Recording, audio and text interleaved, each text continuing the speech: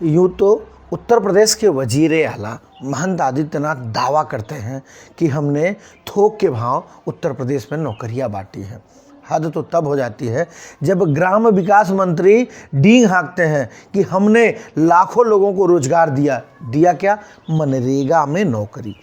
मनरेगा में मजदूरी का जॉब देने वाले मंत्री कहते हैं कि हमने लाखों रोजगार बांटे। हाँ, कुछ जरूर भर्तियां हुई हैं। भर्तियां हुई तो सरकार ने बाकायदा प्रोपोगंडा किया, बैनर पोस्टर से शहर को लाद दिया। उसके बाद लोक भवन या 5KD पे नियुक्ति पत्र बांटे गए, ऐसे जैसे कोई उत्सव हो।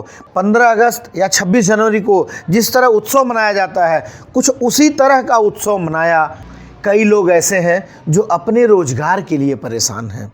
उसी में एक है उत्तर प्रदेश परिवहन संघ का संविदा चालक संघ। जी, अपना परिचय दीजिएगा। जी, मैं संतोष मिश्रा, महामंत्री उत्तर प्रदेश परिवहन संविदा कर्मचारी संघ, संबद्ध भारतीय मजदूर संघ एवं भारतीय परिवहन मजदूर महासंघ। किन मांगों को लेकर के आप लोग 10 अप्रैल को स्वैच्छिक अवकाश पर जा रहे हैं? क्या मांगे हैं आपकी? यह आंदोलन कर्मचारी की दो अत्यंत बहुत आवश्यक दो बिंदुओं पर है।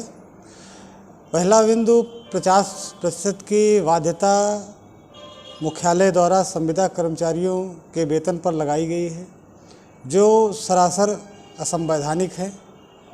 मात्र इसमें संविदा वर्ग अकेले प्रभावित हो रहा है। पिछले 10 महीनों से यह कटौती निरंतर मुख्यालय प्रबंधन द्वारा की जा रही है। जब से लॉकडाउन लगा उसके बाद से कर्मचारी संविदा का मुख्यालय के द्वारा बहुत ही शोषित और पीड़ित किया गया। यहाँ तक कि मुख्यमंत्री जी ने अपने पत्र के माध्यम से सभी विभागों को और आदेश दिया था कि किसी भी कर्मचारी का कोरोना काल में 1 रुपये भी वेतन नहीं काटा जाएगा। परंतु यह हम लोगों का दुर्भाग्य है कि फिर भी प्रबंधन ने सरकार के आदेशों की सरासर अवहेलना करते हुए 100-150 रुपया तक कर्मचारियों में 1 महीने का वेतन आहरित कराया। यह बहुत ही शर्म की बात है। प्रबंधन एवं सरकार को भी यह सोचना चाहिए कि क्या एक कर्मचारी का 1 महीने का गुजारा 100-150 रुपये में हो सकता है। हम सवाल इस सरकार से भी पूछते हैं और इस प्रबंधन से भी पूछते हैं। क्या किसी प्रबंध तंत्र के किसी विशेष व्यक्तित्व से जो जिम्मेदार हैं उत्तर प्रदेश परिवहन निगम के, उनसे क्या आपकी किसी प्रकार की कोई सहमति बनी है, बातचीत हुई है कि नहीं? कोई सहमति नहीं बनी और सहमति बनने की कोई भी पहल व मुख्यालय द्वारा अभी तक नहीं की गई। उनके द्वारा धमकी भरा हुआ एक पत्र 7 तारीख को लगभग 4:30 बजे मुझे प्राप्त हुआ है। किस प्रकार की धमकी दी गई है आप लोगों को? धमकी दी गई है कि यदि आपने आंदोलन स्थगित नहीं किया तो आपको कानूनी कार्यवाही का सामना करना पड़ सकता है। और प्रदेश की स्थितियों का भी उन्होंने हवाला दिया, जबकि मुख्यालय को भी यह ज्ञात होना चाहिए कि हम एक जागरूक और एक जिम्मेदार पद पर हैं। मुझे प्रदेश की सराउंडिंग सभी स्थितियों की जानकारी है और हम यह नहीं चाहते हैं कि सरकार या प्रबंधन के बीच में हमारे 35,000 संविदा कर्मचारियों के बीच टकराव उत्पन्न हो। आपके परिवहन निगम के और भी कर्मचारी संगठन हैं, उनका क्या रुख है? क्या आपके साथ वो भी लगातार जुड़े हुए हैं? उनके क्या सहयोग की क्या स्थिति है? हमें पूरे प्रदेश से बहुत अच्छा सहयोग मिल रहा है। लगभग अभी तक 60 से 70 डिपो के संविदा कर्मचारियों ने स्वैच्छिक सामूहिक अवकाश का प्रार्थना पत्र मुझे व्यक्तिगत रूप से उपलब्ध करा दिया है और कुछ लोगों ने अपने वरिष्ठ केंद्र प्रभारी के माध्यम से, सहायक क्षेत्रीय प्रबंधक के माध्यम से, व्हाट्सएप के ग्रुप से और पर्सनल व्हाट्सएप के ग्रुप से सूचनाएं डाल करके वह मुझे सूचित कर रहे हैं। और यह आंकड़ा मुझे लगता है कि कुछ घंटों में आगे बढ़ कर के पूरा प्रदेश व्यापी हो जाएगा। प्रदेश का एक भी डिपो ऐसा नहीं होगा जहां कर्मचारियों की पूरी दृढ़ इच्छा शक्ति के साथ हमारे कार्यक्रम में सहभागिता न बने। हमें हर्ष है और हम इससे गदगद हैं कि हम किसी भी कीमत पर बगैर दो बिंदुओं के समझौता हुए हम इस कार्यक्रम को स्थगित नहीं करेंगे। हमारी मांगें वही हैं जो पूर्व में संविदा कर्मचारी वेतन पा रहा था, आप वही दीजिए। इस लॉकडाउन के बाद आपने जो कटौतियां की हैं और जो अभी तक कर रहे हैं, उस स्थिति में आदमी संविदा कर्मचारी पहुंच गया है कि यह बताने के लायक नहीं है। 7-8 हज़ार रुपया वेतन पाने वाला कर्मचारी।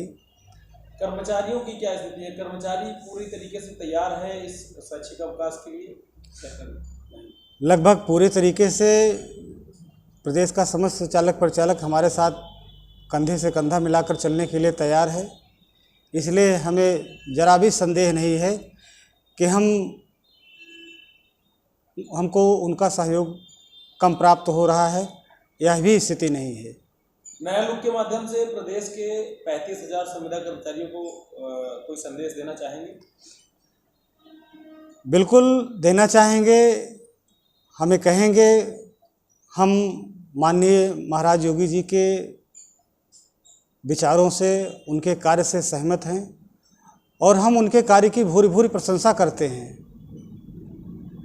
परंतु मुझे अफसोस है कि हमारे ही उच्चाधिकारियों के द्वारा हमारी आवाज़ का जो एक माध्यम है वह सही अपने दायित्व के साथ निर्वहन नहीं कर रहा है। निश्चित ही जब यह सरकार के पास हमारी आवाज़ पहुंचेगी